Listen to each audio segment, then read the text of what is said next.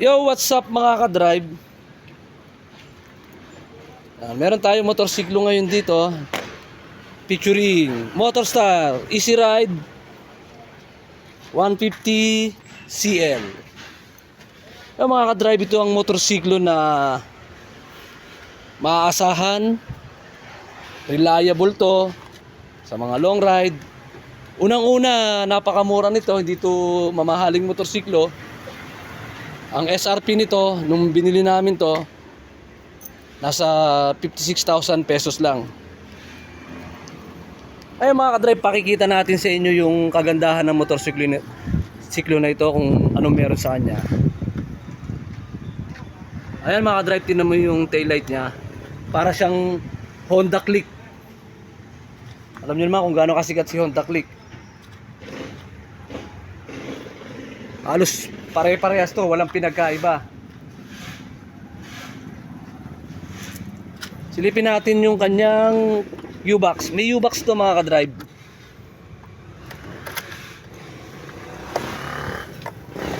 Yan, dito meron din siyang switch dito. Unlike sa iba na kailangan mo pang susian, ito hindi. Dito mo makikita. Medyo matigas. 'Yun. Yan mga ka-drive. Ang ganda nung U-box niya. Maluwang. Kasya isang helmet siguro dito, yung half face. Fuel tank capacity nasa 4.5 liters. Malayo-layo na rin matatakbo niyan. Tapos mga ka-drive, yung upuan niya, rubber siya. Tapos may tatak na Motorstar. Punta tayo sa pairings niya mga ka-drive. Ang ganda. Sulit. Manalo. Matibay din, oh. Quality, oh. Tapos yung paint job niya talagang makinis. Masabay na talaga si Motorstar sa mga mamahaling motorsiklo. Meron pa siyang winglet dito, katulad din sa Honda Click na merong winglet na ganyan. May sporting muffler. Itong Motorstar 150 CL mga ka-drive, Easy Ride. Hindi pa siya FI.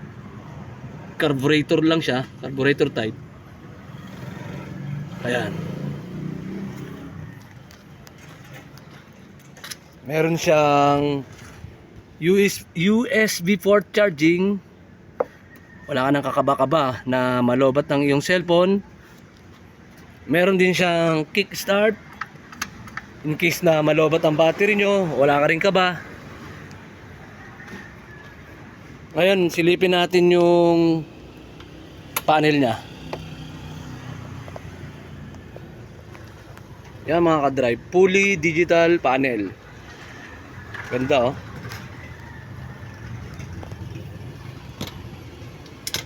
Start natin. Meron din siyang kill engine.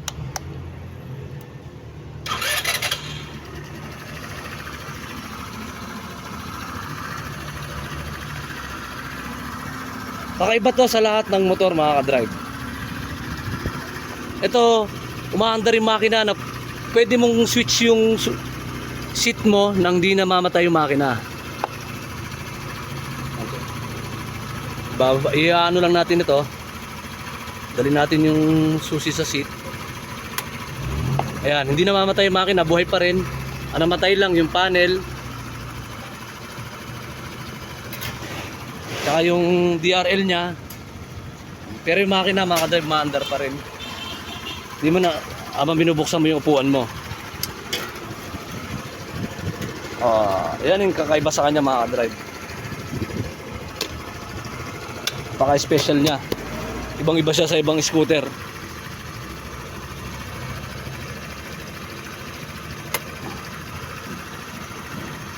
Okay, di ba? Merong daytime running light, LED, fully LED, signal light, lahat LED na mga ka-drive. Kaya sobrang sulit talaga ng motor na to.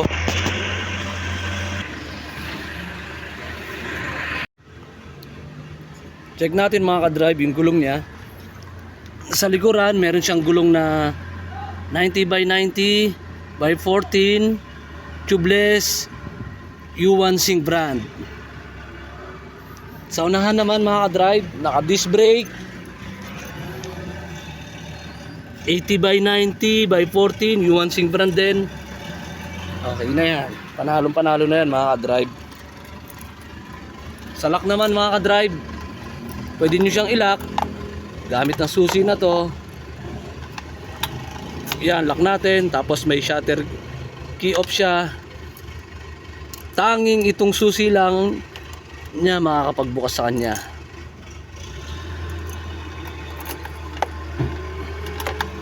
Ayan, di ba mga ka-drive, napakasulit na motorsiklo na to. May passing light, pass light mga ka-drive. Ayan, oh.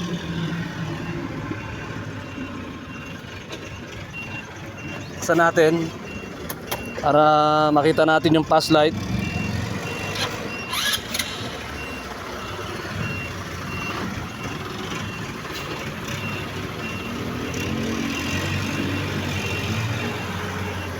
Yan mga ka-drive, sobrang sulit. Panalong panalo. Motorstar Easy Ride 150cl. Saan ka pa?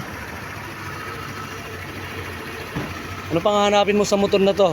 Sa halagang 56,000 pesos, napakamura.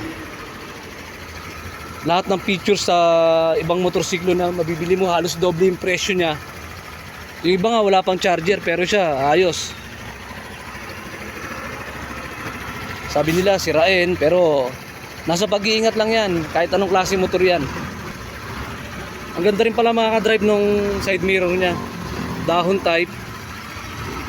Medyo malaki siya, visible na visible sa likuran. Makikita mo talaga yung mga nasa likuran mo. Kaya panalong panalo. Yan, may kill switch.